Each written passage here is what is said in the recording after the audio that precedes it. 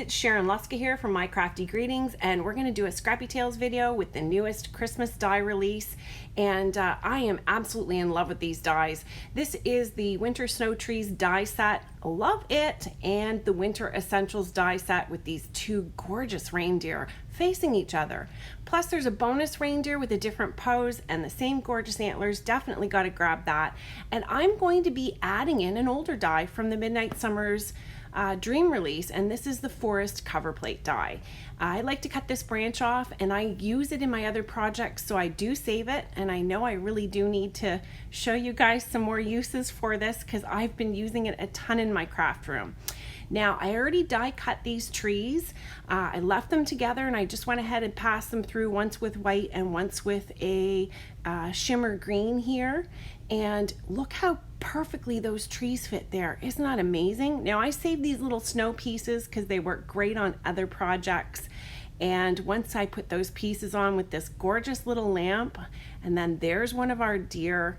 And I always wanted a deer with those curly antlers, and I had one once and it never came out of the die. It ripped everything. But these ones just pop out so perfectly. I've never had a lick of trouble with the intricate dies that I get from Scrappy Tails.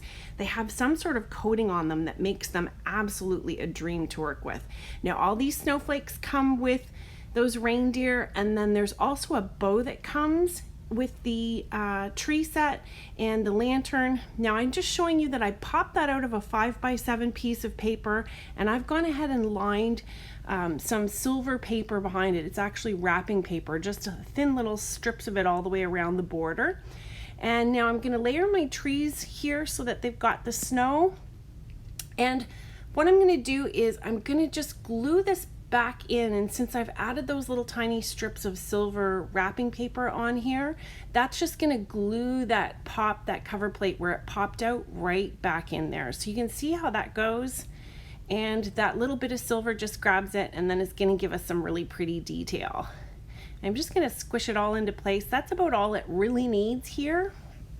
So the next thing I'm going to do is I'm just going to hand cut some snow hills, and literally just do a good bit of a wiggle across your paper, and then I slice it. And the nice thing is that you can take these and you can turn them around and flip them over and match them together to whatever suits your needs for a snow hill.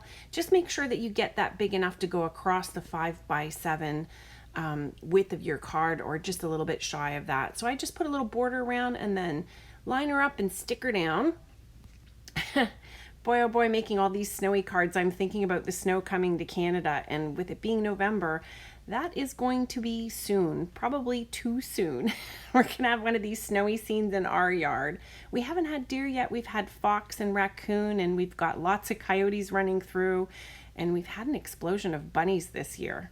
So I just like to take this and glue down the body where I want it, and then I tip forward the antlers and whatever else is going to be stuck to that tree, just to give it a good amount of support. Now, I picked this up at the dollar store. It's from Dollar Tree, which we have here in Canada, and of course they make it way too hard to open. Oh, sneak peek, those are all my spinners there. That's going to be on the next video we do. So this has some fake snow on it, and it's a blue mesh, but I'm just going to smear a little bit of ink onto my page here, and that's a 5x7 just card face that I'm doing. And then I'm going to add a bunch of ATG just around the outside edges. It's going to get covered by our frame and our trees and all that stuff. And I'm just going to secure this down. And I think it's a really great detail. I love adding unexpected items to cards. I've noticed Papyrus has also started doing that. I don't know if you check out the retail cards when you go into the stores. I like to see what the competition is. I like to see what they're coming up with. I always like to know that I'm doing better than they're doing, though, when I'm doing my cards, because let's face it, we put love in our cards, whereas they just put paper. Now, this is a spinner Christmas tree, and I just wanted to show you how well that works. It's a totally different look, but if that's what you want to use and that adds to your stash, I would say go for it. Now, I like to get these trees kind of tacked down, and I put my thumb on them to hold them in place and just peel them forward to glue them. That way I find I'm able to keep my alignment. I'm not sure how you do yours, but this is another trick that I use. I pinch my piece in place, and then I outline and put 2 hash marks. And that way I know where I need to put my glue on my little figures here, especially since I've got little tiny legs and things to glue down. And then all I have to do is flip my faceplate over and line that up again with the two little hash marks and the outline of the snow hill there. And when I flip this over, it's going to be lined up perfectly without smearing glue all over the place. There's a little bit of dust there, but my craft room's got tons of paper dust right now. I've been very busy. It's a horror show. Halloween, we could have used it as an event because it was scary. So I'm just gluing those branches onto the deer there just to give that all a little bit more support. And this is, I use art glitter glue. I think I'm going to try out that Barely art glue once we get down south. And hopefully that's going to be soon given the borders are open. Yay! Myrtle Beach, here we come. I'm just putting some foam tape around the border of this, and that's going to help stick everything together. It's a 5x7 card, and if you love 5x7 cards like me, I sure hope you'll join us over on Facebook. The group is open, available for anybody to post, share ideas, share sales, products, whatever you like. It's just for everyone, all of us who like 5x7 cards.